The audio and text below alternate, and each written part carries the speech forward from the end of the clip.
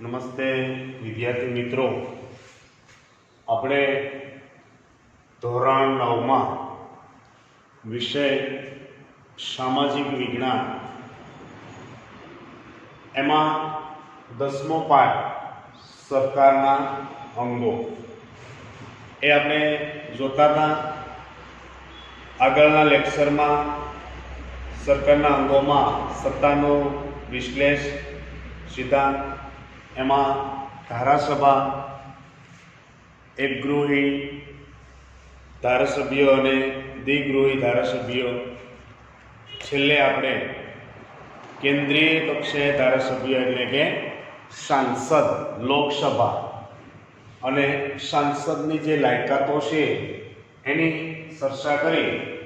હવે જોવાનું છે બીજા નંબરે રાજ્યસભા.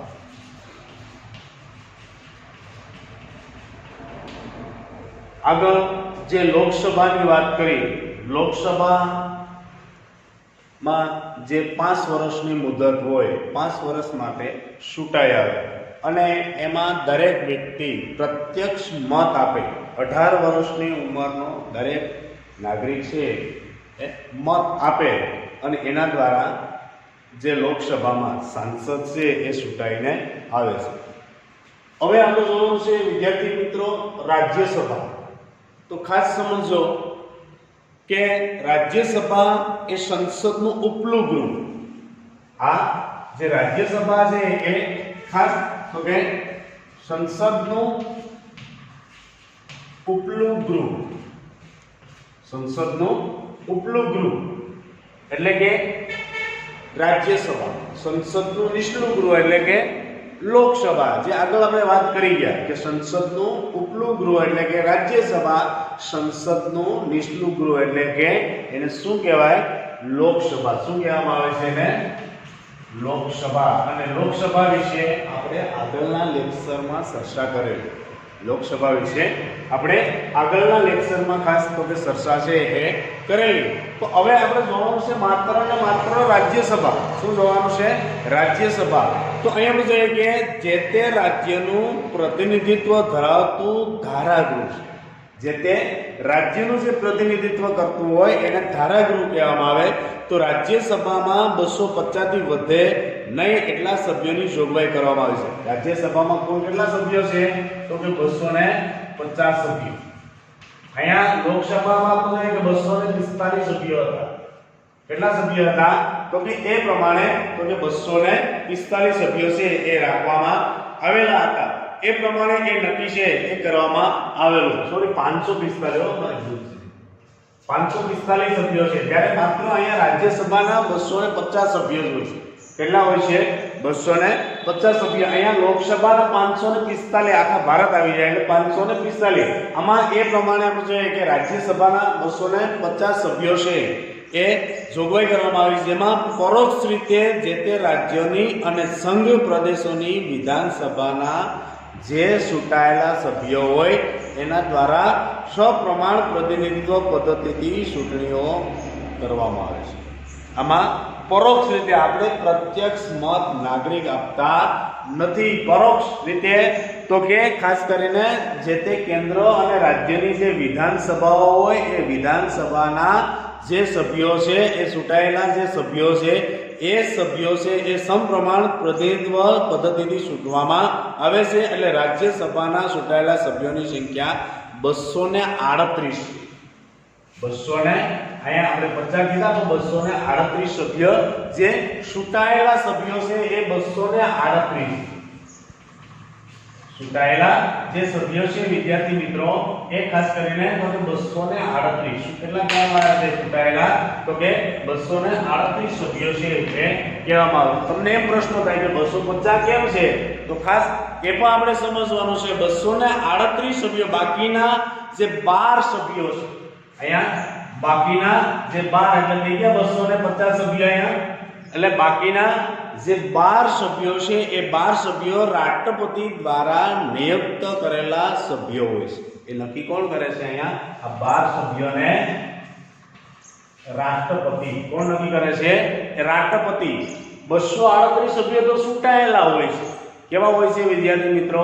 238 સભ્યો ચૂંટાયેલા હોય છે અને 12 સભ્યો છે એ રાષ્ટ્રપતિ દ્વારા નક્કી કરવામાં આવે. અલગ અલગ ખાતાની ફાળવણી છે એ રાષ્ટ્રપતિ દ્વારા કરવામાં આવે. કુલ આ રીતે 250 સભ્યો છે એ થાય છે, જેમાં કોઈ સાહિત્ય છે, વિજ્ઞાન છે, કલા છે, સંસ્કૃતિ છે, રમત ગમત અને સમાજ સેવા ક્ષેત્રોમાં વિશેષ જ્ઞાન અને વ્યવહારુ અનુભવ ધરાવતા હોવા જોઈએ એવા 12 વ્યક્તિઓની નિમણૂક રાષ્ટ્રપતિ કરે. કોણ કરે છે? તો કે એ વ્યક્તિની નિમણૂક છે એ રાષ્ટ્રપતિ દ્વારા કરવામાં આવે છે. તો એ પ્રમાણે કોઈ એક વ્યક્તિ એક સાથે બે ગૃહના સભ્ય રહી શકતા નથી. કોઈ એક વ્યક્તિ એક સાથે બે ગૃહના સભ્ય રહી શકતા નથી. દાખલા તરીકે રાજ્યસભા હોય તો રાજ્યસભામાં જ રહી શકે, લોકસભામાં હોય તો એ લોકસભામાં જ રહી શકે. એ રાજ્યસભા અને લોકસભામાં બેમાં રહી શકતા નથી, એક જ ગૃહમાં લઈ શકે. હવે એની લાયકાત જોઈએ આપણે. જે રાજ્યસભા છે તો ખાસ કરીને એની લાયકાત, જેમ ખાસ કરીને જોઈએ કે લોકસભાના જે સાંસદ છે એની લાયકાત, એમ રાજ્યસભા છે તો એની લાયકાત છે એ રાજ્યસભાની ખાસ કરીને લાયકાતની વાત આપણે કરીએ તો રાજ્યસભાના સભ્ય થવા માટે તે વ્યક્તિ પહેલા તો ભારતીય નાગરિક હોવી જોઈએ. શું હોવું જોઈએ? તો કે ભાઈ ભારતનો નાગરિક. જેમ લોકસભામાં આપણે વાત કરી હતી એ જ રીતે તો કે પહેલા તો એ ભારતનો નાગરિક હોવો જોઈએ. પછી એની 30 વર્ષથી વધુ ઉંમર હોવી જોઈએ. કેટલા વર્ષ? 30 વર્ષની. અહીંયા તો કે એની 30 વર્ષથી વધારે ઉંમર છે એ હોવી જોઈએ. અહીંયા લોકસભામાં આપણે એની ઉંમર છે એ ખાસ કરીને 25 વર્ષ હતા. કેટલા વર્ષ હતા અહીંયા? તો કે એ 25 વર્ષ હતા અહીંયા. પણ આ રીતે આપણે જોઈએ કે ખાસ કરીને રાજ્યસભામાં તો કે એની ઉંમર 30 વર્ષ છે એનાથી વધુ હોવી જોઈએ. તે નાદાર, માનસિક રીતે અસ્થિર મગજ કે સજા પામેલ ગુનેગાર હોવો જોઈએ નહીં. કોઈ વ્યક્તિ નાદાર ન હોવો જોઈએ, સાથે સાથે અસ્થિર ન હોવો જોઈએ. કેવો ન હોવો જોઈએ? તો કે અસ્થિર ન હોવો જોઈએ, કે ગુનેગાર ન હોવો જોઈએ. કેવો હોવો ન જોઈએ? તો કે કોઈ ગુનાહ કરવા વાળો હોવો જોઈએ. ને આગળ એને તમને વિદ્યાર્થી મિત્રો વાત કરી કે આજે મેજોરિટી આવી સ્થિતિમાં બંધારણ એમ કે ગુનેગાર ન હોવું જોઈએ, પણ આજે મેજોરિટી રાજકીય લોકો જ ગુનાઓ કરતા હોય છે. આવી ઘણી બધી ઘટનાઓ બનતી હોય છે, પણ અપવાદ કહેવામાં આવે. આ બધા શું કહેવામાં આવે? અપવાદ. તો ખાસ અહીંયા આપણે જોઈએ કે અહીંયા એ બંધારણમાં એવી ખાસ કરીને જોગવાઈઓ કરી છે કે કોઈ ગુનેગાર ન હોવો જોઈએ. ગુનેગારને એવી રીતે કોઈ વ્યક્તિ છે એને છૂટાઈને મોકલવો જોઈએ નહીં. એટલે જ કીધું છે અહીંયા કે ખાસ કરીને એવો ગુનેગાર હોવો જોઈએ નહીં. સરકારી સંસ્થાઓમાં સવેતન કે નફાકારક કોઈ હોદ્દો ધરાવતી હોવી જોઈએ નહીં. કે કોઈ સરકારી વેતન ધરાવતો કે નફાકારક કોઈ વ્યક્તિ છે એમાં ખાસ કરીને હોદ્દો ધરાવતો હોવો ન જોઈએ. કારણ કે કોઈ સરકારી નોકરી કરતા હોય અને તે ધારાસભા કે લડતો હોય કે લોકસભા લડતો હોય તો ખાસ એને સરકારી નોકરી જતી કરવી પડે. એને એ નોકરી છે એ જતી કરવી પડે. એટલે જ અહીં કીધું છે કે રાજ્યસભામાં ખાસ કરીને આપણે જોઈએ તો કે એવી કોઈ સરકારી સવેતન જે મેળવતો હોય એ હોવો ન જોઈએ. પછી રાજ્યસભામાં ગુજરાતને 11 બેઠકો ફાળવવામાં આવી છે. કેટલી? રાજ્યસભામાં આપણને કેટલી બેઠક ફાળવવામાં આવી છે અહીંયા? તો કે 11 બેઠકો. ખાસ ધ્યાન રાખજો વિદ્યાર્થી મિત્રો, લોકસભામાં આપણી કેટલી બેઠકો હતી અને રાજ્યસભામાં કેટલી બેઠકો છે એ પણ ખાસ આપણે યાદ છે એ રાખવાનું છે. કે ખાસ કરીને ગુજરાતની જે 26 બેઠકો લોકસભાની, કેટલી બેઠકો છે? આપણે 26 બેઠકો છે. એને એ પ્રમાણે આપણે જોઈએ કે એની 5 વર્ષની મુદત, અહીંયા જે ખાસ કરીને 26 બેઠકો છે અને એ પ્રમાણે તો કે એ 5 વર્ષની મુદત માટે ચૂંટાઈને આવે. અહીંયા રાજ્યસભામાં તો કે 11 બેઠકો છે. કેટલી બેઠકો છે? તો કે આપણી ગુજરાતની, કેવાની વાત કરીએ? આપણા ગુજરાતની 11 બેઠકો છે એ ફાળવવામાં આવી છે. અને રાજ્યસભા એક કાયમી ગૃહ છે. જે લોકસભા છે એ કાયમી ગૃહ નથી. આ રાજ્યસભા છે એ કાયમી ગૃહ છે. કઈ રીતે કાયમી ગૃહ છે? તો કે એ વિશે ખાસ તમે સમજજો વિદ્યાર્થી મિત્રો કે કઈ રીતે કાયમી ગૃહ છે. તો કે લોકસભામાં 5 વર્ષે ચૂંટણી આવતી નથી. એટલે અને આવે તો પણ એ રૂટિંગ આવે. જાણો એ રૂટિંગ આવે. રિટાયર્ડ થાય એ પ્રમાણેની ચૂંટણી થાય, રિટાયર્ડ થાય એ પ્રમાણેની ચૂંટણી થાય. અહીંયા એવું નથી. અહીંયા મીન્સ કે લોકસભામાં એવું નથી. એટલે ખાસ અહીંયા સમજજો કે તેનું વિસર્જન ખાસ કરવું જોઈએ કે રાજ્યસભા એ કાયમી ગૃહ છે, એનું વિસર્જન થતું નથી. લોકસભાનું વિસર્જન કરી શકીએ આપણે, જે અલગ અહીંયા આપેલું છે આ લોકસભા, એ લોકસભાનું વિસર્જન કરી શકીએ, આનું વિસર્જન થઈ શકતું નથી. રાજ્યસભાના 1/3 સભ્યો દર બીજા વર્ષે નિવૃત્ત થાય. કેટલા સભ્યો? તો કે 1/3. કેટલા સભ્યો?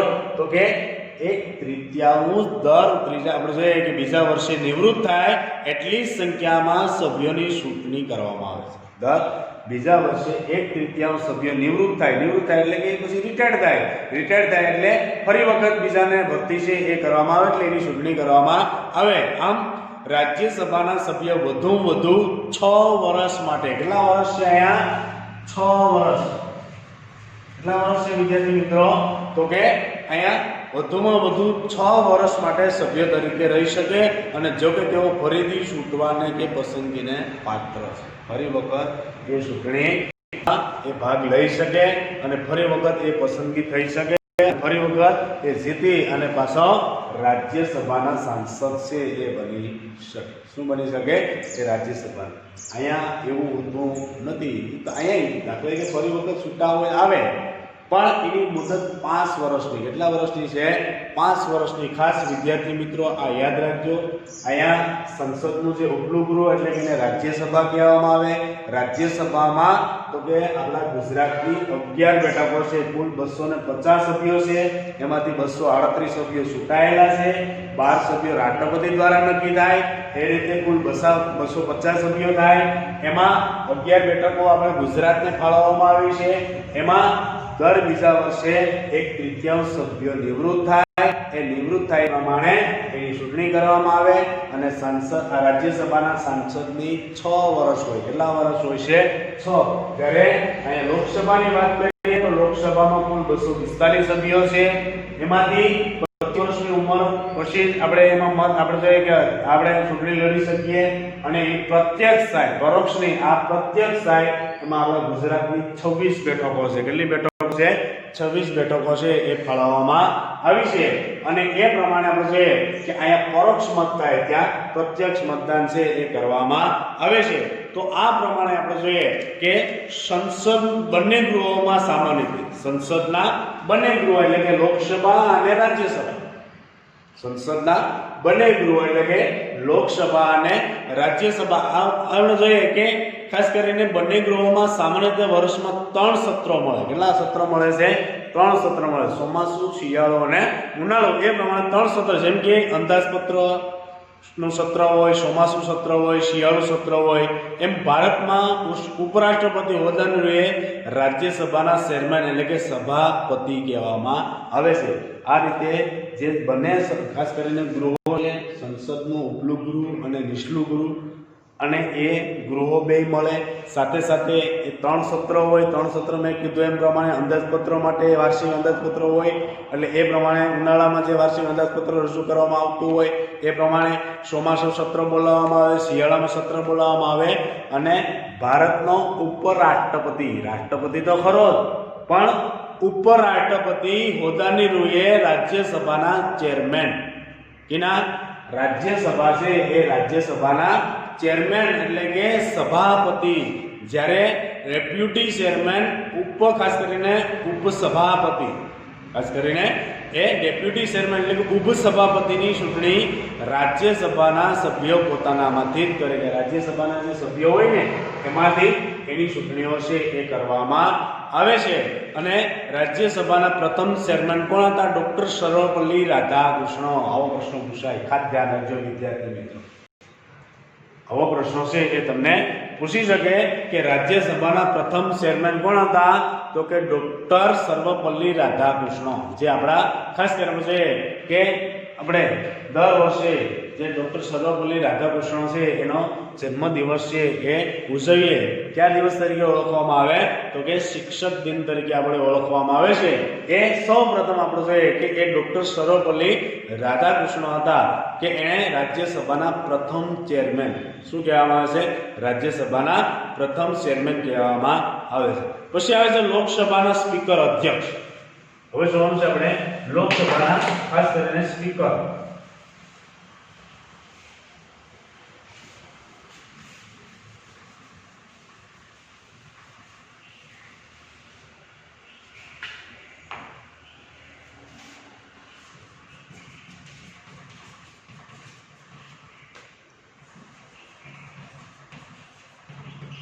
લોકસભાના અધ્યક્ષ અથવા તો સ્પીકર. પણ ખાસ વિદ્યાર્થી મિત્રો, આજે આપણે તમે ટીવીના માધ્યમ દ્વારા જે આપણું વિધાનસભા હાલતું હોય કે લોકસભાનું સત્ર હાલતું હોય અશુભ જો તો તમને ખાસ આ વસ્તુ છે એ તમને ખ્યાલ આવશે. લોકસભાના અધ્યક્ષ એને સ્પીકર બોલાય. શું બોલાય છે?